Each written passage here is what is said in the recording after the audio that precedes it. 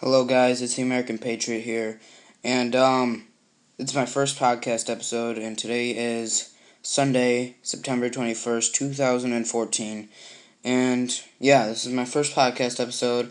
I'll just be talking probably for half an hour about, news today and stuff. Um, I don't know what to call this episode, or the podcast, for now, if you're seeing this on YouTube, I'll just be calling it the American Patriot Podcast, and I'll put the date too. If you have any suggestions on what to call it, let me know in the comments, or if you're seeing part of the 15 seconds of this on Instagram, let me know in the comments on Instagram too, or you can DM me. So, I'll just be talking about news and stuff, around the world and stuff. Probably mostly in America, but here is something: military plant in East Ukraine devastated by massive explosion. Kiev accuses Russia of using tactical nuke.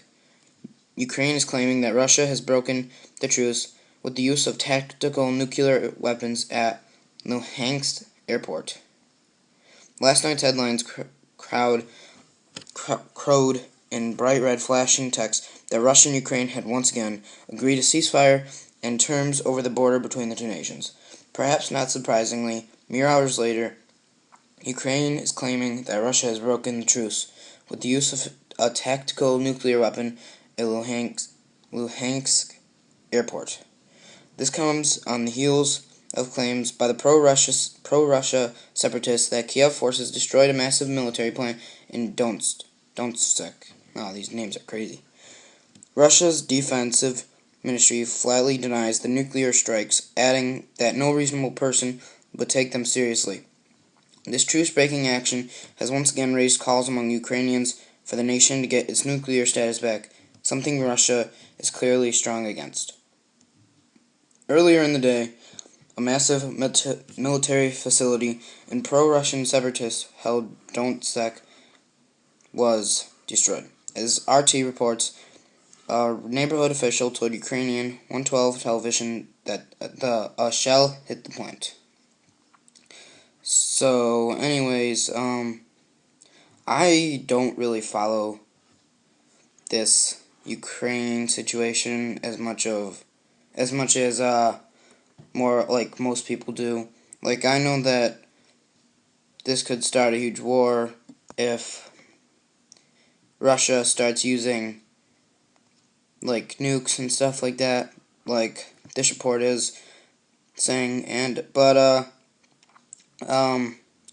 it could start World War III, people have said, but I don't follow it as much as most people do, so I really don't know what this is like meaning.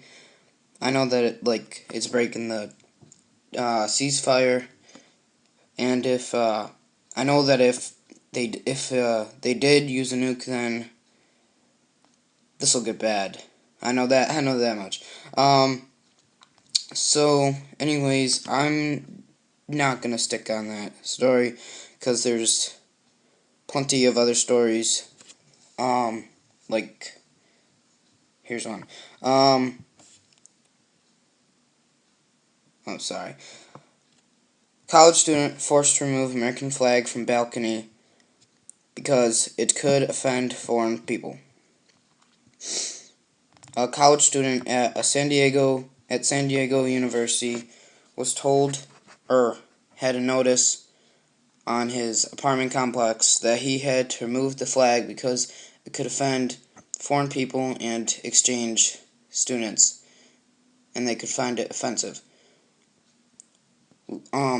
He said that we were told then it was for political reasons, and that the flag could offend foreign people that live here and foreign exchange students. Brad Smith said, who lives in the apartment complex. I've had my friends and family fight to defend that flag. This is horrible. If you live in America, why can't you fly the American flag? I mean, that's like your flag. It represents your country.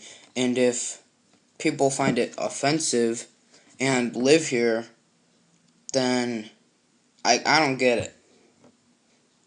If people live here in our country, they should respect our country and our flag and stuff. Like they should not find it offensive. Like I've heard and read of stories of vets and stuff flying flags like on their porches, or just flying it like on their house, and then like if they lived in a condo or something, or an apartment, then then someone would like put up a notice to get rid of the flag, or they would be kicked out of the apartment. And I think on Cinco de Mayo, back in May, some kid in California wore an American T-shirt with the flag on it to school, and the principal or whatever told them to take it off because it could offend Spanish people. It's just so stupid. I mean, like I said, this is our country. We should be able to fly our flag. And if we can't fly our flag, then,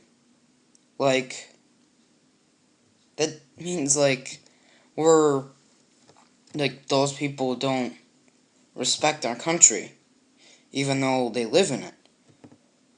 So, it's just horrible.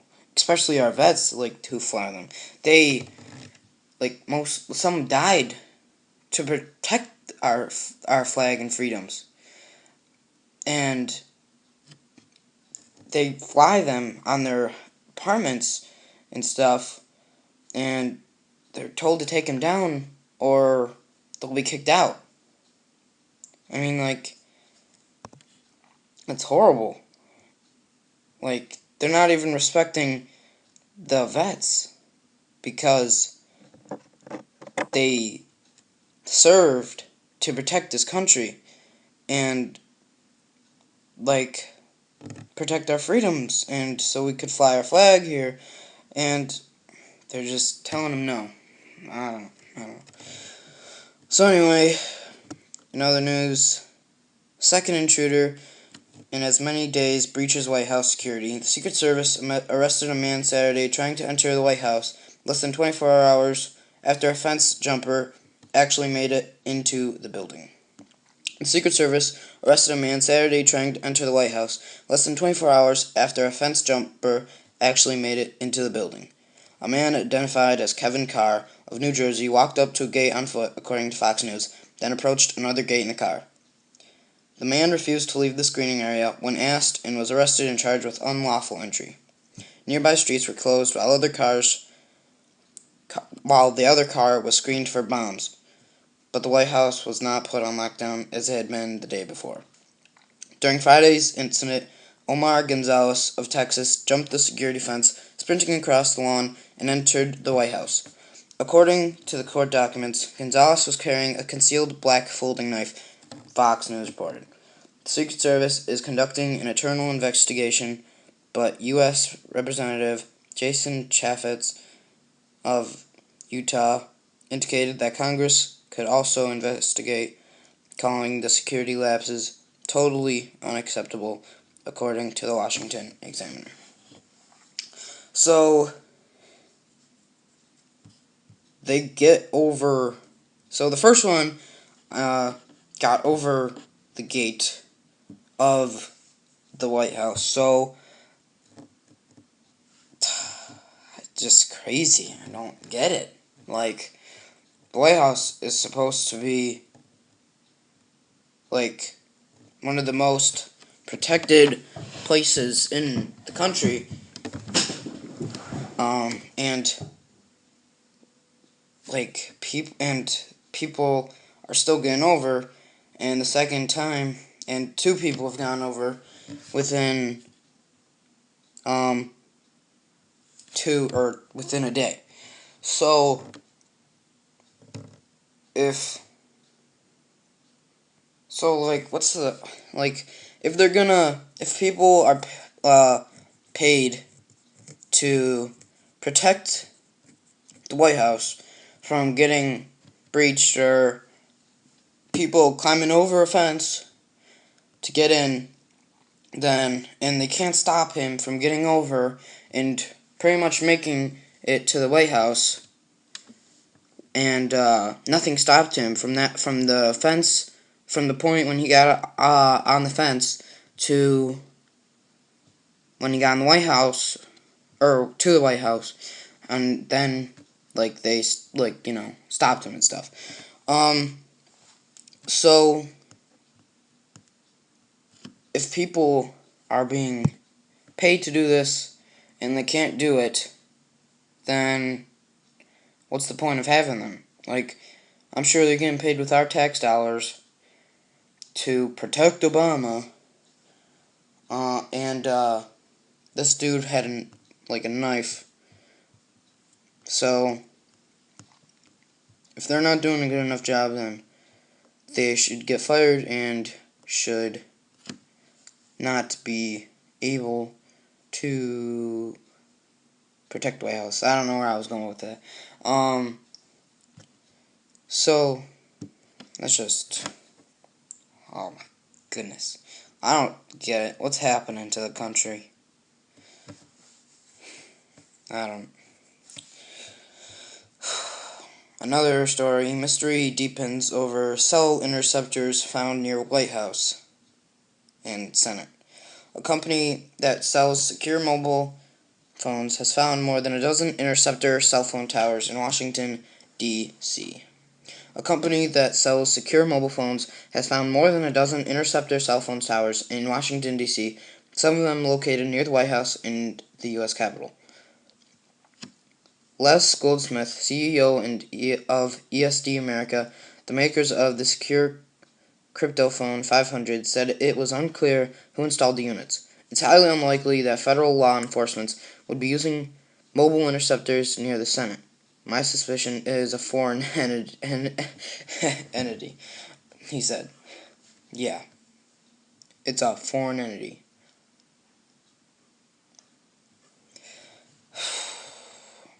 Yeah. It's all foreign. The government doesn't spy on us.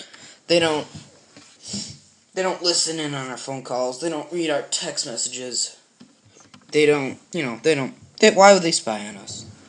Why would they do that?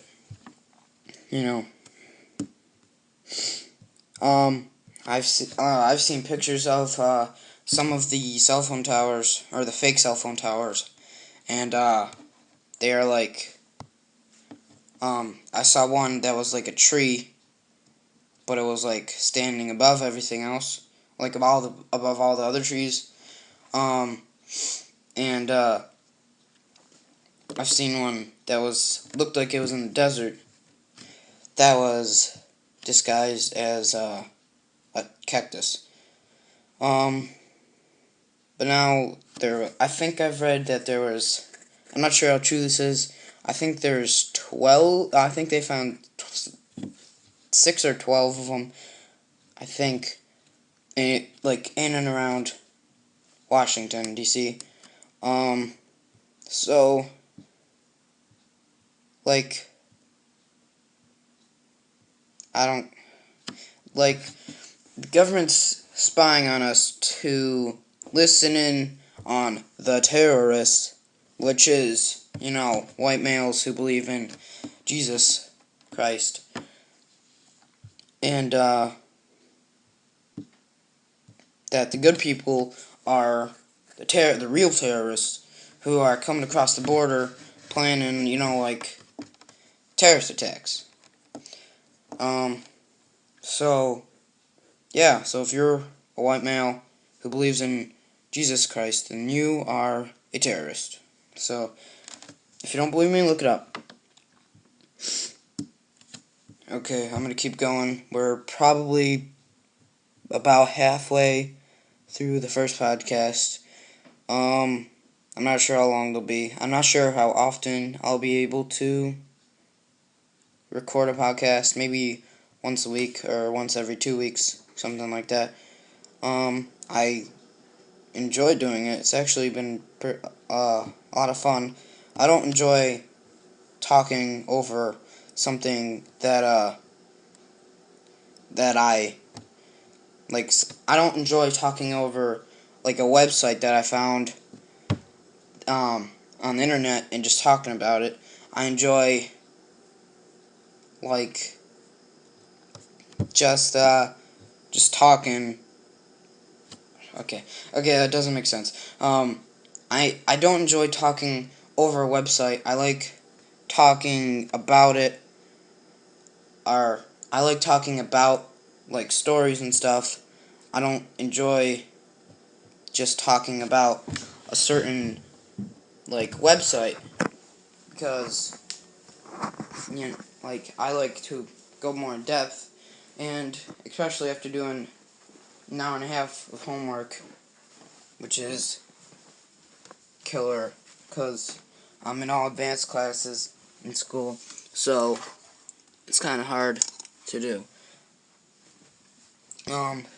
Excuse me, I just had to go get something. I'll be right back.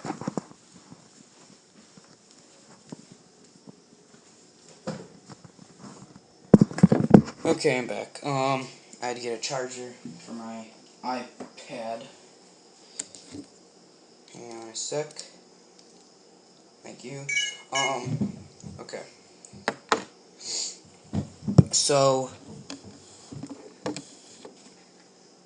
what was I talking about? I think I was talking about I enjoy doing podcasts, so I will probably start doing, they probably will be longer than half an hour, maybe like 40 minutes, 50 minutes, maybe even an hour, but since this is just the first one, it'll probably only be 30 minutes.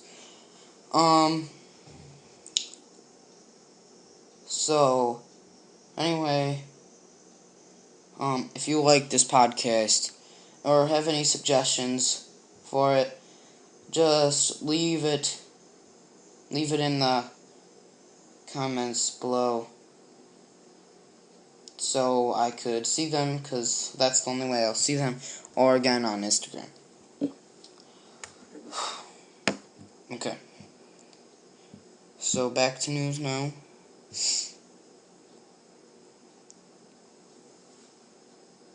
I'm sorry, I'm just looking at something. Rand Paul, Obama is abusing our laws.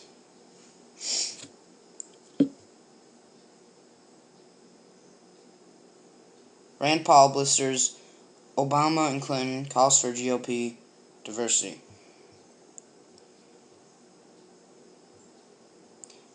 Fewer than 50 days before an election that may give Republicans control of the Senate as well as the House, Senator Rand Paul on Saturday skipped past those contents entirely to focus on one in which he may play a more central role, the 2016 presidential race. Paul, the featured speaker at the California Republican Convention, made no mention of the party's national advantages this year. He blasted President Obama and potential Democratic nominee Hillary Clinton as insufficient present or future commanders-in-chief. He accused Obama of co-founding the Constitution when he expanded Obamacare, moved against overseas targets without specific congressional authorization, and announced plans, since delayed, to use executive action to change the nation's immigration laws. You know what I think is going to happen? I think that no matter what, Democrat or you know what, I don't get what people say when they are like, "Oh, Republicans are always the good guys," because it's all part of the same system, and they're all rigged. There's good people within it, like Rand Paul and Ron Paul, who are pretty good. Who like are who like are not like nasty people who will try to take our money and stuff and try to kill us for the New World Order or whatever. But like try to that are like they're like real people, They're like if you get me, if you get what I'm saying, they're like I don't know. Like they're like me and you guys who are like awake and stuff and know what they're trying to do and try to fight what they're doing.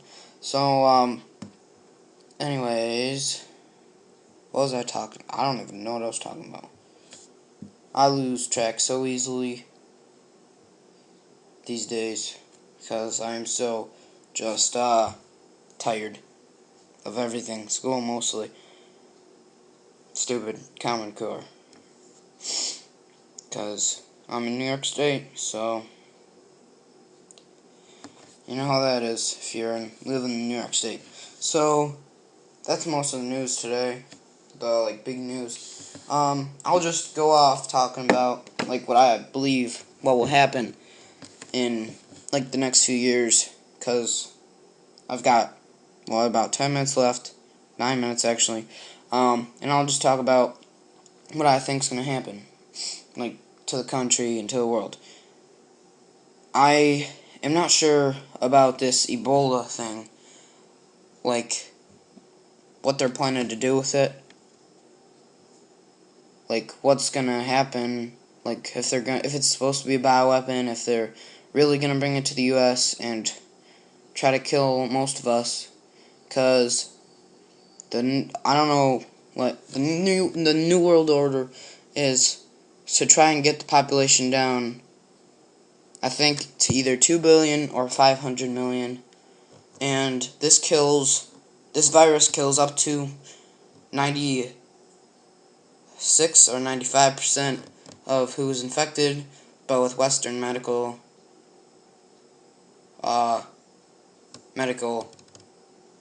treatment, it is usually around 50 to 65% death rate.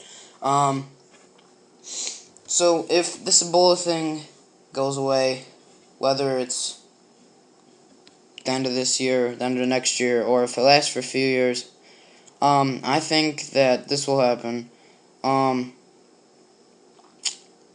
So sometime within a year or two, another school shooting is going to happen, or a mall shooting, or a movie theater shooting will happen, and this one will be bad, really bad, and kill more most people in a mass shooting, and this will be the final draw for gun restrictions, banning AK-47s, semi-automatic guns, and only limiting it to pistols or handguns, because I'm not really familiar with any guns. I just know that I just know about the main ones that everyone knows about. Shotguns, pistols, AK-47. That much. That's pretty much the only ones that I know. And then within the next 3 to 6 years, the dollar will collapse. Which will happen is that they'll make an announcement on Fox or CNN or probably all the stations, and announce that the dollar has collapsed, and they'll explain probably like, oh, America is now under martial law. Your constitutional rights have been suspended. And then the power will turn off, your TV will turn off. Military trucks rolling down the streets, tanks everywhere in America. Every town in America will have their guns taken away. And those who don't give up their guns will rebel and fight against them, and they will probably lose. The minor ones, like if there's only like 10 to 20 people who like rebel against the cops / military rolling down our streets. But then if like this gets out, this will escalate into a full out civil war against the police. And then who knows who will win that. And if this doesn't all happen, I'm sure it will, but there's threats of EMPs, electromagnetic pulses, where there's either like a cyber attack and or a nuke exploding over the middle of our country, like up in the atmosphere, and like something with the like pulses from the nuke that go out, that explodes in the middle of our country in the air. It will fry every piece of electricity in America, including cars, unless you have like a 50-year-old car that doesn't require like electricity to start it.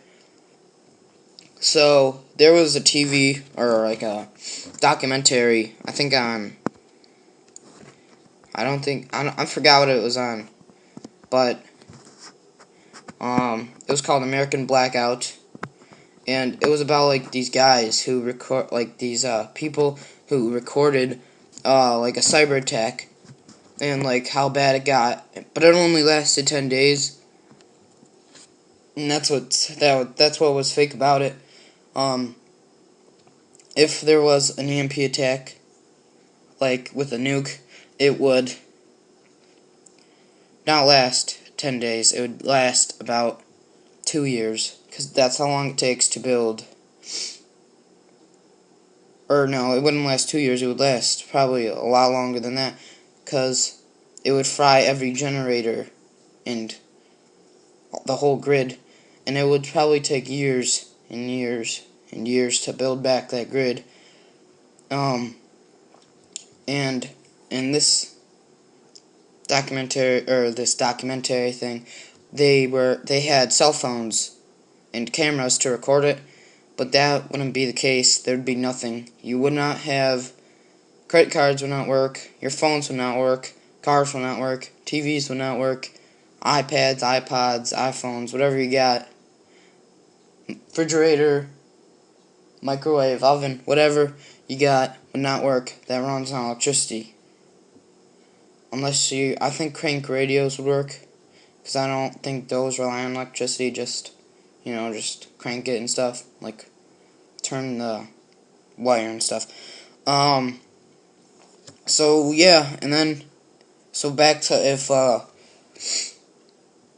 the dollar collapses, then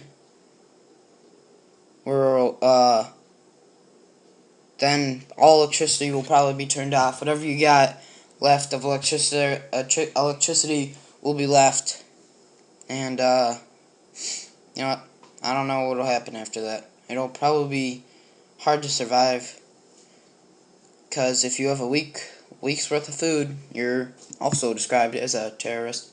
We got about a minute left remaining in this podcast.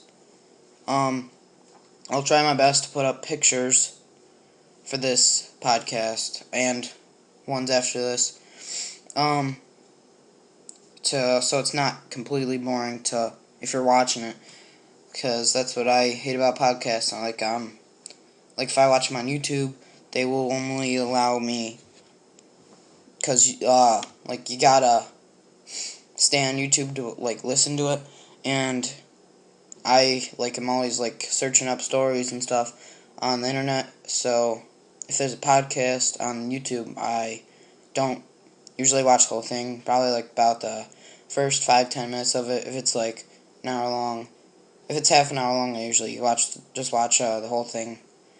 So anyway, thank you for watching or listening to this listening to this podcast on YouTube.